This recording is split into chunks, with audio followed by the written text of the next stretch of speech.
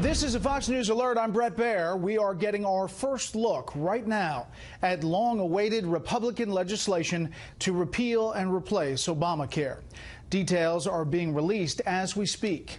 Coming up shortly, I'll be joined by the two House committee chairmen who will be leading the efforts to get this bill to the floor, each in their respective committees dealing with one of the two parts of this legislation.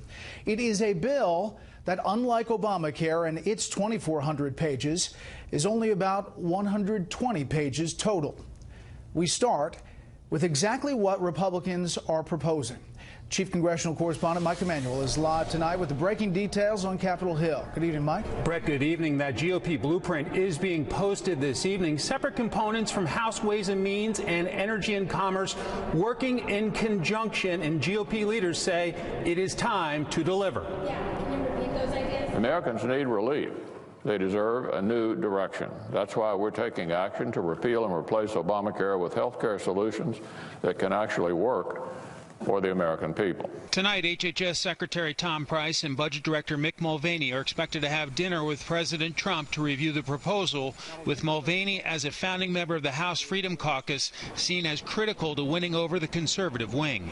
The Ways and Means proposal calls for dismantling Obamacare taxes and mandates, expanding health savings accounts, and providing a monthly tax credit to people who don't receive insurance through work. What the president's goal is to give people choices, to let them purchase the kind of insurance that they want for themselves and for their family, not what Washington forces them to buy. This is a real important distinction between where we are right now in that individual and small group market and where we want to go. The Energy and Commerce Plan calls for a patient and state stability fund giving states flexibility, responsibly unwinding Obamacare's Medicaid expansion, and strengthening Medicaid.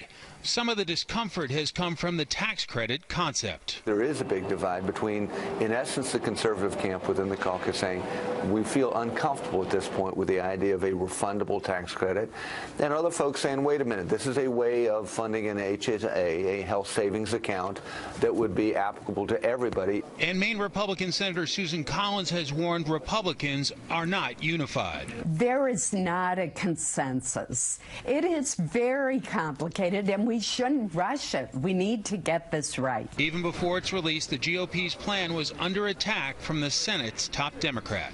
They don't want folks to see it until the very last minute. Just rush it through. I don't blame them. It's going to be very hard for Republicans to be proud of this plan. Lawmakers are just now getting a look at this GOP health care blueprint. The House Ways and Means and Energy and Commerce committees are expected to work on the package later this week. Brett? Thanks, Mike. Now a special report exclusive. We go behind the scenes to see how Republican lawmakers will manage the legislation through the often Byzantine approval process.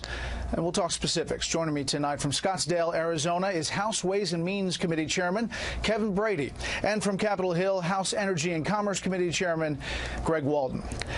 Chairman, thank you for joining me. Let's start and break this up. There are two committees here dealing with two parts of this legislation. Chairman Brady, let me start with you and Ways and Means, and I guess the tax part of this equation. Yes, so it has been 7 years since Obamacare was passed into law. It is collapsing. It has hurt more people than it's helped. And so tonight we deliver on President Trump's promise to repeal and begin replacing it with two big principles. One, to restore state control of health care, get it out of Washington, and also to restore the free market, so give individuals the power and the freedom to choose plans that's right for them. That second part is in the Ways and Means area. So we begin by repealing the awful taxes, the mandate penalties, and the subsidies in Obamacare, and to give Americans the freedom to buy plans that they need. That includes nearly doubling the size of the health savings accounts and make them more usable. That's good for the out-of-pocket costs. But we give them a tax credit immediately usable that ranges in price from $2,000 to $14,000 a year, depends upon their age and their family. And with that, they can buy affordable plans that are approved and certified in the state that they're in. And these are plans that they need and can use, not the plans that Washington's been dictating to them. How is this, Chairman Brady, not Obamacare light from your perspective? Yeah, it is Obamacare gone, because we repeal all those taxes, those mandates, those subsidies. There's nothing left there. And instead, we give them the same tax break that we give workers at big businesses. We give that same tax help to small business people, those mom and pop businesses, workers at small businesses, even those entrepreneurs and families in between jobs, the ability to buy a plan that's right for them. And I think maybe most importantly, we're giving Americans a freedom who haven't got health care at work, and they don't have in a government program freedom like they've never had before to buy health care that's right for them. So this is clearly Obamacare gone and new freedom. And Chairman Brady, last thing on this is, are the tax credits means tested? We focused on, obviously, we want to make sure that as you get older, your health care premium increases, or your tax credit increases. And also as your family expands, we want it to expand with you as well. And so we focused it really on the low and the middle income families who don't get health care at work. This is really important whether you're a young person starting, just leaving school and your parents' health care, whether you're a small business person just struggling to make ends meet, or you're a retiree who's worked your whole life and there's a few years left before Medicare. This really fits what Americans need. All right, Chairman Walden, you're dealing with the energy and commerce legislation and basically Medicaid and what happens with Medicaid. Well, Bret, when we repeal and replace Obamacare, it will amount to the biggest entitlement reform probably at least the last 20 years, certainly since the Clinton days when they reformed welfare. And what we want to do is restore power to the states, put Medicaid on a budget, and get back to where you have a doctor-patient relationship in health care and in the individual insurance market, which, as you know, as you've reported on, is collapsing all around us. 1 out of 3 counties, patients have one choice for an insurance plan. But let me make clear a couple things we're going to make sure. We're not pulling the rug out from under people. We're not going back to the days where those with pre-existing conditions were penalized or could not access health insurance, and not back to the days of lifetime caps or allowing your kids not to be on your insurance until they're 26. Those protections stay as we reform Medicaid and get it on a budget, get it back to the states. And let me give you one example, Bret, that I think says it all. Governor Herbert from Utah petitioned the federal government to be able just to communicate by email with his Medicaid recipients who had email. 9 months later, the federal bureaucrat said he couldn't do it. By email, they told him that. That would have saved his state $6 million. This is the kind of thing that makes no sense, drives up costs. We want to get back to where our governors and our states and our local governments can innovate with those most in need, those on Medicaid, make sure they're properly cared for, and that we get waste, fraud, and abuse out of the system. Now, this includes pre-existing conditions. It includes keeping your child on there till 26? Yes, indeed, and no lifetime caps. We think those are all important provisions. Those were, frankly, in many cases, Republican provisions long before there was an Obamacare. I worked on some of these issues way back in the 90s when I was in the state legislature because, you know, health issues don't look at your voter registration card. They just hit your family. And we want to make sure those most in need get the care they deserve, are not excluded just because you have a pre-existing condition. Well, Chairman Walden, as you make this shift, if this all passes, how do you avoid a drop in the total number of those insured?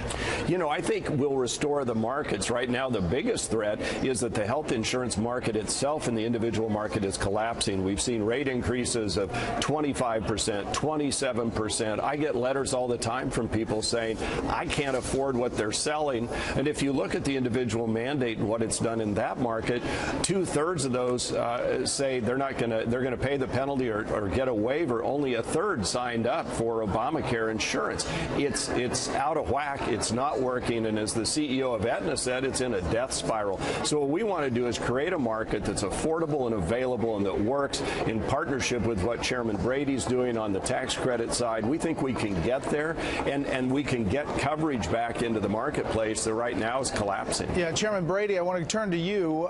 Where do you think the biggest pushback, even within your own caucus, is going to come from? I know you're pitching this, and the whole bill goes out tonight. But honestly, you can't lose more than 21 votes in your caucus to get it through the House, let alone what you're going to face in the Senate. Where do you think the biggest pushback comes from? Well, I am confident we are going to pass this and deliver on President Trump's promise to repeal and replace. Look, these policies have passed the House a number of times in the repeal area. The replacement are long-standing Republican policies of giving control back to the states and to the individuals as well.